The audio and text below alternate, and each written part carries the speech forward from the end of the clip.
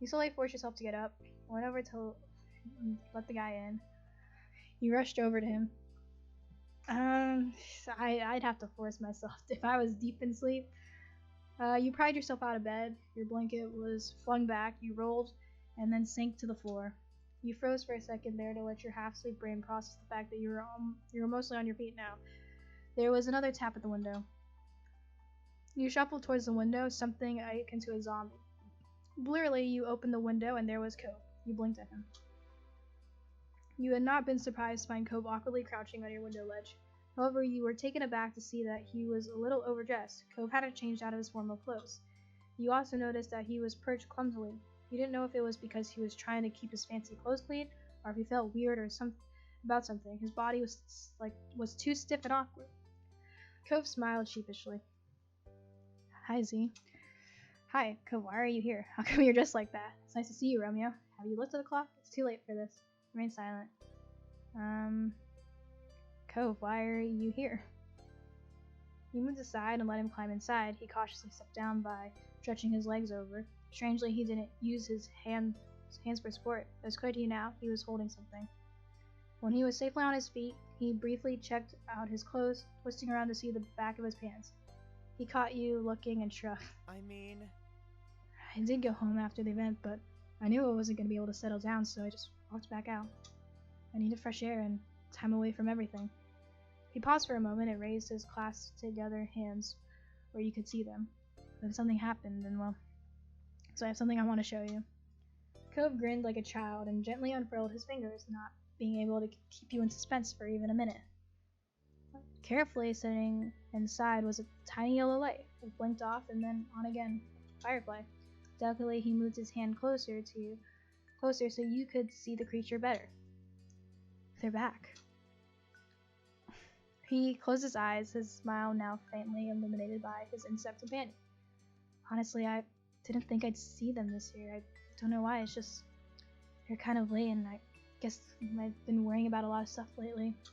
You could tell that the Firefly generally lifted his spirits. He seemed at peace, and he wanted to share that with you. The fact that his first thought after discovering the Fireflies was to come over and celebrate the joy with you made you suddenly feel very cherished. Cove opened his eyes, but he looked away, not meeting yours. It's nice. I think even if the Fireflies disappeared for a while, it doesn't mean they're really gone.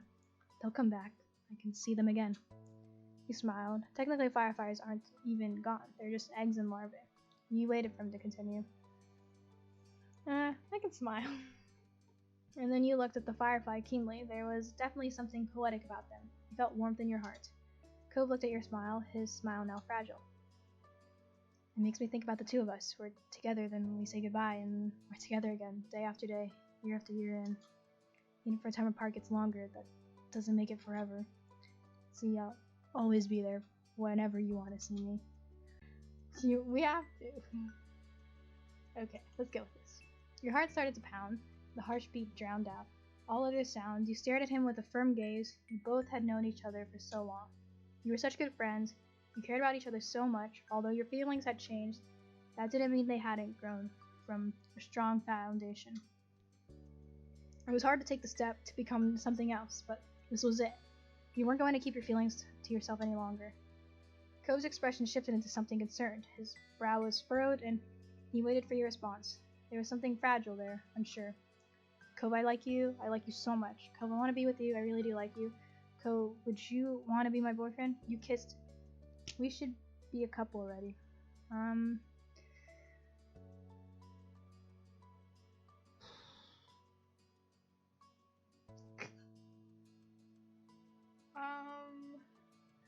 Okay, I'll go with the Cove, I want to be with you, I really do like you a lot. The rapid pulse inside of you seemed to grow even more deafening. Well, that's it. That's what you need to know. What do you think? Cove froze up, face stuck on the shock expression, but you noticed a slight tremble travel through his body as he went dark red. He swallowed hard. Oh my god. His eyebrows furrowed, and he openly struggled with words. He made several false starts, unintelligible pieces and parts of thoughts. Finally, his voice cracking all the while, he got something out. Really? It's okay, you like me? You want to be with me?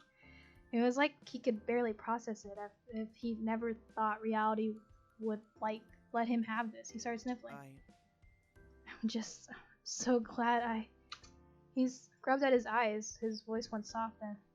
I thought I was ruining everything. I felt so bad after we'd been like this for so long that how could I ask to change it, but I couldn't stop myself from wanting to. This isn't just me. If you feel that way too. His arm faltered, causing the firefly to fly off. He recentered himself, looking into your brown eyes. Z, if I can, I'd like to be your boyfriend. I'd like to a lot. I can't think of anything else I'd like more.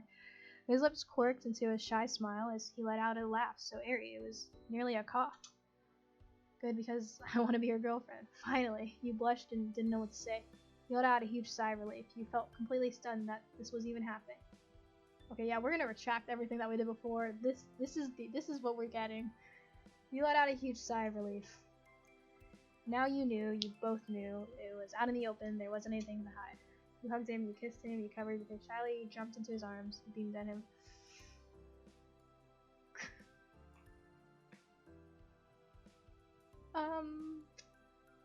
I'll jump into his arms. I mean, this is literally what I just did, actually. Yeah, I can do that. I could do that, actually. You couldn't bear to look at him. Your fingers came over your eyes almost unconsciously. You couldn't tell what he was doing, but he chuckled affectionately. When he looked into Ko's face again, his smile was sparkling bright, much more so than the firefly he had brought to you. His eyes prickled with tears, and he sniffled, but you could recognize equal joy taking over him. You both were happy together. You were together and happy. You wiped away his tears. You teared up as well. He squeezed his hand. You wiped away his tears. You carefully brushed aside the tiny water drops with your thumbs. Cove bashfully leaned into your caress. He ducked his head with a childish giddiness and peeked at you out of the corner of his eyes. Oh, I gotta pause. Sorry about that. I just got a call. It's the most important part of the story. Let's get back into it. Thanks for waiting for me. I hit the pause button again. My bad. I always want to press space, but then I also pause it again. Yeah, I was definitely away. You were worth it. It was agonizing. For you, I would have waited forever. I was waiting. You've always been there for me. I wasn't waiting. You've always been there for me. You were worth it. We're gonna have to tell everybody about this, aren't we? Your moms, my parents, Liz, Terry, Miranda, everyone. I don't think they'll be surprised. He smiled at you with an unabashed preciousness. You figured that, even without your history, if anyone caught Cove looking at you like that, it'd be obvious exactly how he felt. His openness of character has some truly delightful benefits. He must have been making an expression equally as affectionate because he began to fluster again. He made some stuttering chuckles and then quieted down, his mouth forcefully staying closed. You both took a moment to process. After 10 years of being together, you were officially a couple now. Cove looked into your eyes with a soft, slightly shy expression. There was hope in his smile. Do you want to go to the hill with me? I bet there's still fireflies. Let's go. Cove's brightened. He was practically bouncing at the thought of a secret excursion before he suddenly became bashful. How about... So I'm gonna read this again, even though I've already read it, but I'm gonna cut out the part where we read all that stuff, so like if I feel awkward about it, that's probably why, just saying. So how should we leave? We should just try the door. We could just try the door, we don't have to do the window thing, but maybe that'd bother your family? You both chuckled at how awkward it would be if your moms, or worse, Liz, saw you going on a midnight firefly catching trip. You'd be sure to avoid that. But you wanted to use the front door. The door should be fine. My moms don't wake up from people in the living room as long as they're quiet. Cove nodded in understanding. You grabbed some shoes and readied yourself for an adventure. You were glad that there was no way you'd run into another soul outside. Cove would be way overdressed and you were still in your jammies.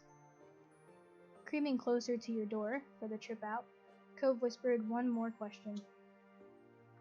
Should I follow behind you? Yeah, follow me. Okay. two of you huddled together and exited your room. You quietly tiptoed down the stairs, wincing when your knee popped and then froze. Neither of you ever heard anything further, so you continued to the front door. And you unlocked the door slowly and tried to minimize the click of the lock, and you took a deep breath and then turned the knob. You let Cove out first and then snuck out into the brisk night air. It was surprisingly cool, but not at all unpleasant. Okay.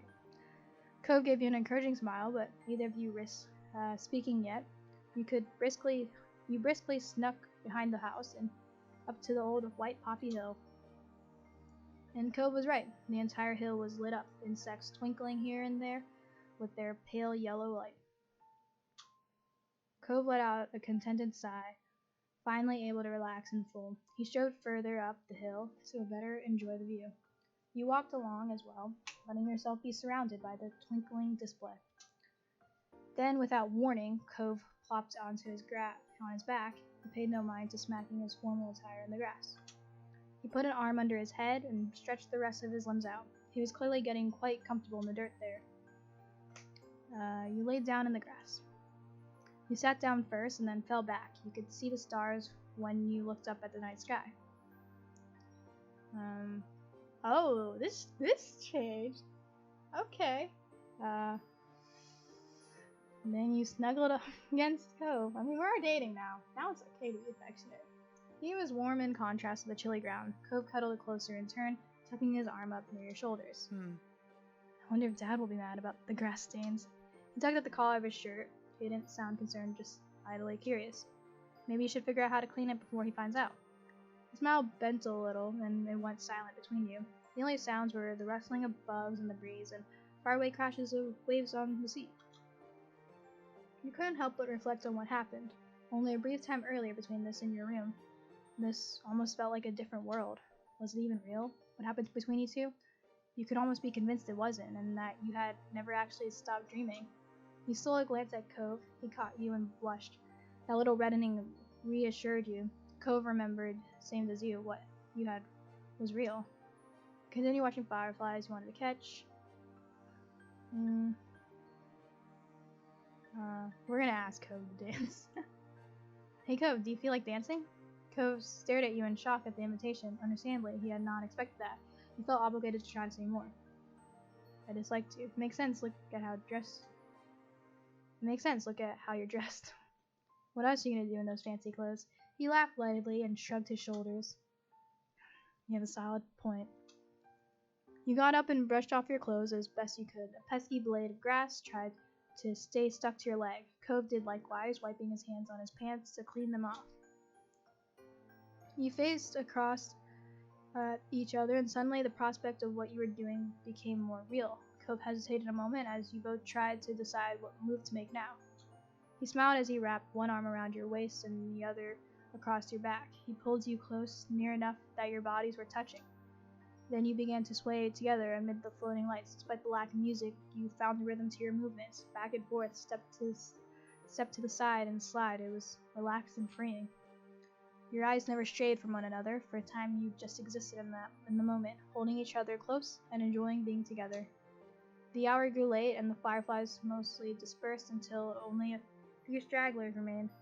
Then even they blinked out of sight, leaving you alone with Cove and your thoughts. Cove stole a second to release the words that had been filling his head during the quiet. I'm so glad. I get to be with you. You felt a great deal of happiness. Cove's expression was completely open, honest, and full of sincerity. He meant every word. No matter how much it didn't seem real yet, it felt as though this was a night that would never end, but you knew it would have to all too soon. You were only grateful to have been a part of it. These were moments to truly treasure. You'd never let yourself forget them. See, that's an ending we can get behind. See that? I changed it. We changed everything. Drive. So with this event, are we gonna be dating now? Because that wasn't the last event of the summer. Like a lazy cat, you stretched your arms above your head and yawned, blinking your eyes sleepily. The day was warm and pleasant, and you were lounging on the couch in the living room, finding it difficult to do much in that moment. Your moms and Liz had gone out shopping, looking for some new items for your sister to take back and decorate her college dorm with. They had asked if you wanted to go with them, but you declined, for you today was all about relaxation. Kova dropped by to spend some time with you, content to join in with doing nothing. The two of you had been chatting idly as you lazed around, talking about the other things you had planned for that summer.